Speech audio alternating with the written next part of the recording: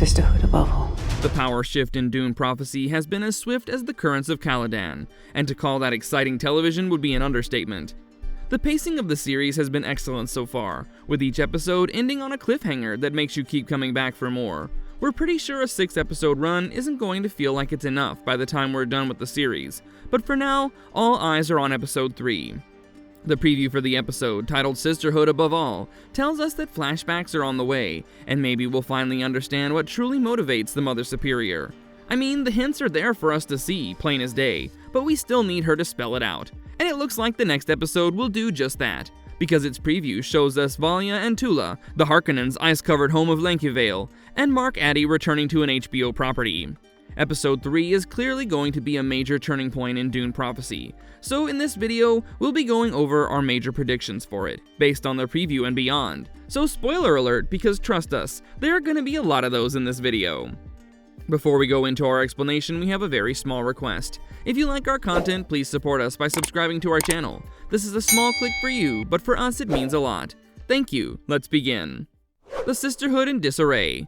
After decades of careful manipulation and maneuvering, the Sisterhood was finally in a position to gain both overt and covert control of the Imperium. Controlling Inez through their school would secure the Golden Lion throne, and keeping Javico occupied with Kasha would ease their way to it. However, they didn't account for a man surviving an encounter with a sandworm, and now all of their plans have crumbled to dust. Within 2 episodes, Desmond Hart has made himself indispensable to the Emperor, killed 2 key political figures without suffering any sort of backlash, and gotten the Sisterhood exiled from the royal court. He's done more to discredit them and expose their machinations than anyone before him or after him, until Paul came along. He isn't wrong, of course. The sisters definitely aim to control humanity through their words, wisdom, and breeding program, but that doesn't make them the equivalent of thinking machines, and therein lies the conflict of interest. In the Brian Herbert books, the use of computers early on in the Sisterhood's breeding program made them targets of the Emperor's wrath. The period being covered in the show is entirely original, but we suspect that's where the rift has been inspired from. And it's certainly concerning, because it leaves all of Valya's careful planning in complete disarray. Kasha kept Javico docile, placated, on the back foot. Desmond has given him a taste of power, and the Emperor quite likes being in control for once. With his wife to his left and Desmond Hart at his right, Javico finally has a truth-sayer team that tells him how it is. Perhaps this is where his ex will come into play. The preview didn't show this, but we had assumed that Sister Francesca returning to the royal palace would have to serve a deeper purpose than simply visiting an old flame. Well, now we know that she's been sent to Seleucus Secundus to help the sisters regain control. Whether that will happen in the next episode or not remains to be seen. The trailer was most focused on the 2 Harkonnen sisters that are the focus of the show, but still, the way that it opens with one of Valya's underlings calling out her title with a tremble in her voice, it's enough to tell you where the Bene Gesserit stand. We also see Tula lurking about with the breeding index, so we wonder what that's all about.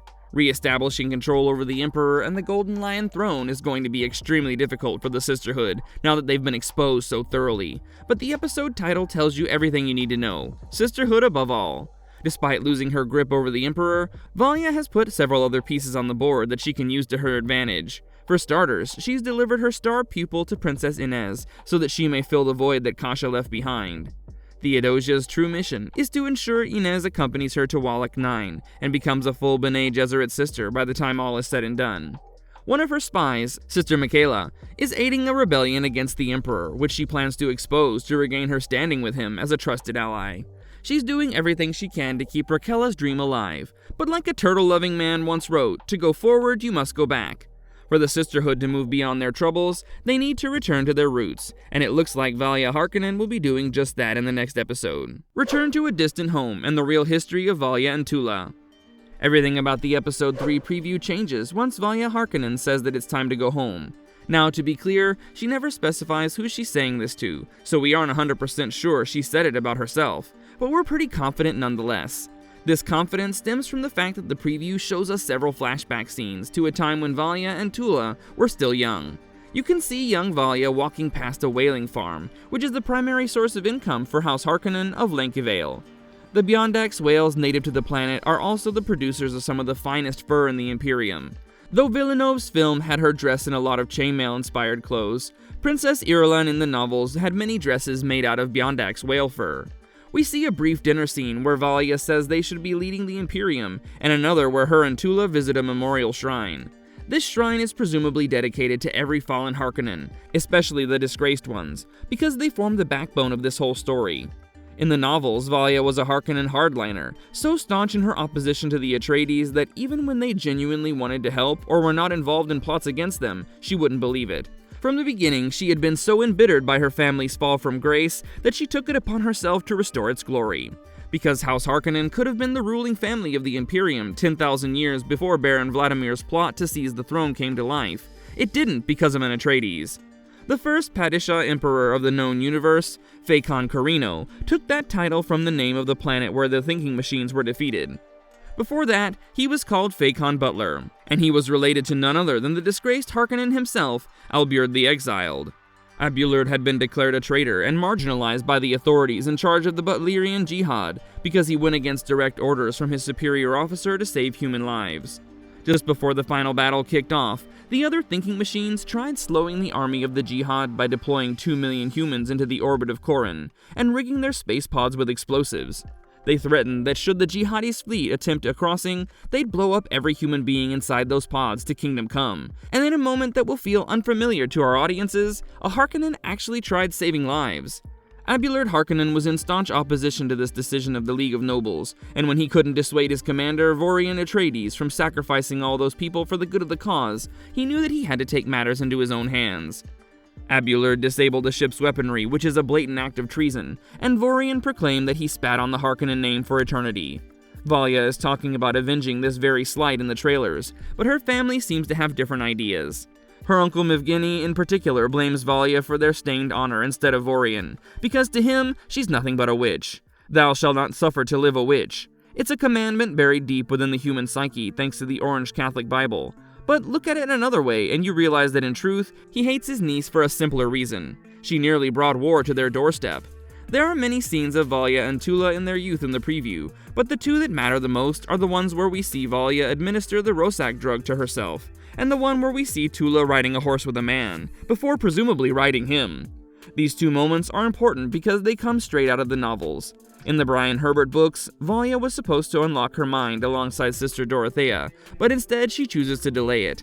This is because the knowledge that the Sisterhood was using computers to facilitate a genetic breeding program had gotten them disbanded in the novels, which is what forced Valya and Tula to return home. We suspect that we will be seeing Valya in the transition period between being a part of the Rosak Order and then the Bene Gesserit Sisterhood, which is further bolstered by the Tula visions. In all the scenes where we see her younger self, Tula yearns to get away from everything, and she's with a man.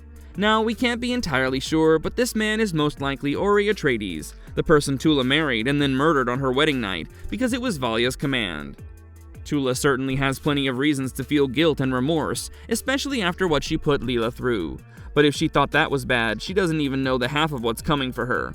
As for Valya, her fanatical devotion to accumulating power and destroying the Atreides will reach new heights now that she knows one of them is a traitor.